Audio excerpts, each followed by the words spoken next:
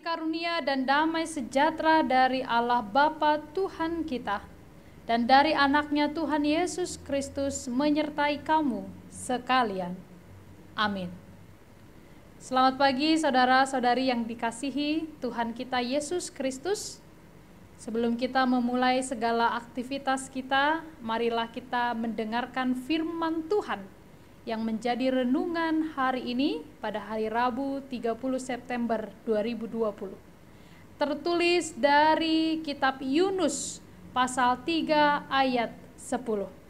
Demikianlah firman Tuhan. Ketika Allah melihat perbuatan mereka itu, yakni bagaimana mereka berbalik dari tingkah lakunya yang jahat, maka menyesallah Allah karena malapetaka yang telah dirancangkannya terhadap mereka, dan ia pun tidak jadi melakukannya. Demikianlah firman Tuhan. Saudara-saudari yang dikasihi Tuhan kita Yesus Kristus, mungkin masih sangat segar dalam ingatan kita kisah seorang Nabi Yunus yang dipanggil secara khusus oleh Tuhan, yaitu untuk memberitakan penghukuman Tuhan pada orang-orang Niniwe atas kejahatan mereka. Niniwe adalah kota penumpah darah. Artinya Niniwe adalah sebuah bangsa yang gemar membunuh. Niniwe juga adalah kota pendusta, yang artinya Niniwe gemar menipu bangsa-bangsa di sekitarnya agar mereka tunduk kepadanya serta merampas harta secara terus-menerus. Apa yang mereka lakukan ini tidak berkenan kepada Tuhan, sehingga Tuhan memerintahkan Nabi Yunus untuk berangkat ke kota itu dan memberitakan bahwa Tuhan akan memusnahkan kota Niniwe. Pemberitaan Tuhan melalui Nabi Yunus yang akan memusnahkan kota Niniwe begitu berkuasa, sehingga orang Niniwe segera berbalik kepada Allah. Mereka berdoa agar Tuhan menahan murkanya. Mereka bermohon agar Tuhan membatalkan keputusannya, dan juga agar Tuhan membatalkan bencana yang akan menimpa mereka. Ketika Nabi Yunus memberitakan kabar malapetaka yang akan menimpa mereka, raja dan seluruh isi kota Niniwe benar-benar mengalami pertobatan. Mereka berbalik dari jalan mereka yang jahat dan meninggalkan apa yang tidak baik yang mereka lakukan. Mereka memohon dengan sangat kepada Tuhan untuk mengampuni dosa masa lalu mereka, dan agar Tuhan tidak lagi memperlakukan mereka sesuai dengan perbuatan mereka di masa lalu. Ketika Yunus datang memberitakan malapetaka kepada bangsa Niniwe, mereka berkomitmen untuk tidak lagi terlibat dalam kejahatan, dan mereka berkomitmen untuk bertindak sesuai dengan perintah Tuhan, dan mereka tidak akan lagi membangkitkan murka Tuhan. Inilah komitmen bangsa Niniwe ketika mereka mendengar Tuhan murka atas perbuatan mereka. Saudara yang dikasihi, di mata Tuhan, bangsa Niniwe telah bertobat dengan tulus. Bukan hanya karena mereka berdoa dengan sungguh-sungguh kepada Tuhan dan mengakui dosa mereka di hadapannya, namun mereka juga berpuasa, mengenakan kain kabung, duduk di abu. Ini adalah lambang pertobatan. Mereka ingin mengungkapkan kerelaan mereka untuk mengubah cara hidup mereka dan tidak lagi melakukan kejahatan. Pertobatan bangsa Niniwe tulus dan menyeluruh. Pertobatan bangsa Niniwe akhirnya membuat hati Allah menyesali keputusannya. Dan akhirnya Allah menyesali apa yang telah direncanakannya, yaitu untuk menurunkan malapetaka yang telah dirancangkan untuk menghukum Niniwe. Saudara-saudari yang dikasihi Tuhan kita Yesus Kristus, firman Tuhan hari ini mengingatkan kita betapa Allah memiliki belas kasih kepada siapapun yang menyesali dosanya dan mau bertobat. Allah memiliki belas kasih dan tidak berkenan kepada kematian orang-orang yang berdosa. Yehezkiel 33 ayat 11 menyatakan, "Aku tidak berkenan kepada kematian orang fasik, melainkan aku berkenan kepada pertobatan orang fasik itu dari kelakuannya supaya ia hidup."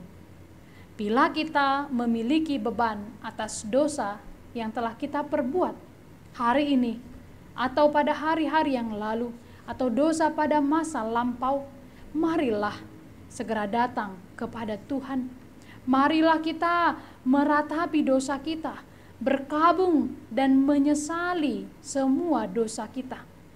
Marilah kita senantiasa melakukan pertobatan yang sungguh di hadapan Allah. Pertobatan itu harus datang dari lubuk hati kita yang terdalam dan bukan sesuatu yang dipalsukan atau sementara.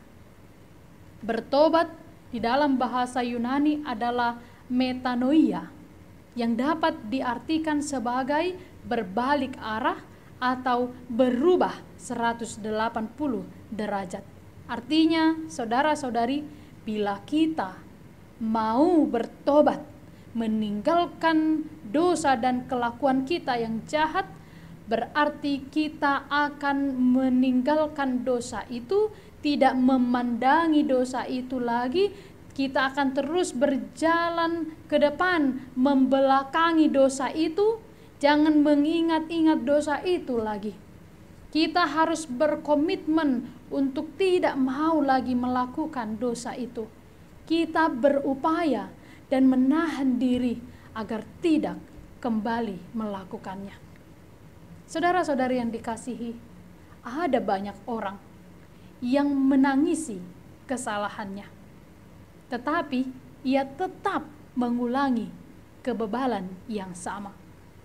Ada banyak orang yang meratapi dosanya, kesalahannya, tetapi toh dia masih melakukan. Itu bukanlah pertobatan. Bila kita hanya menangis dan menyesal saja, itu bukan pertobatan yang sejati. Pertobatan sejati menuntut lebih banyak daripada sekedar tangisan. Setiap orang yang mau bertobat harus terlihat melalui sikap dan tindakan yang konsisten dan nyata. Saudara-saudari yang dikasihi dalam Kristus Yesus, marilah setiap hari kita datang kepada Tuhan, supaya kita diampuni oleh Tuhan. Sebagaimana Tuhan mengampuni kota Niniwe, seperti itu jugalah kita akan menerima pengampunan Tuhan.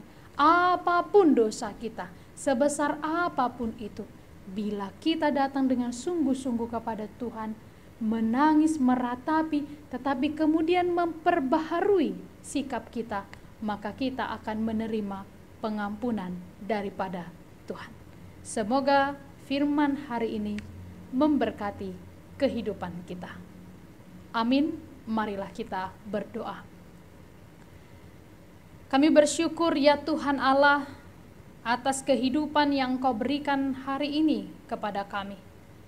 Firman Tuhan yang telah diperdengarkan kepada kami hari ini mengingatkan kami bahwa ada banyak dosa dan kesalahan yang sering kami perbuat di hadapan Tuhan. Ajarilah kami ya Tuhan untuk menyesali dosa-dosa kami itu. Ajarilah kami untuk melakukan pertobatan yang sesungguhnya bagimu. Biarlah kami menyesali dosa kami, tapi kemudian kami memperbaharui sikap dan perilaku kami, agar kami berkenan kepadamu. Ya Tuhan Allah, ada banyak kelalaian yang kami lakukan setiap hari. Ampunilah kami. Biarlah kami menerima pembaharuan hidup daripadamu ketika kami datang memohon pengampunan-Mu.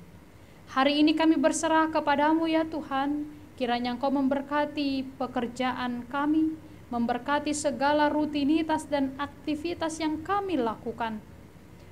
Berkatilah keluarga kami. Berkatilah segala cita-cita dan harapan kami, supaya berkenan kepadamu.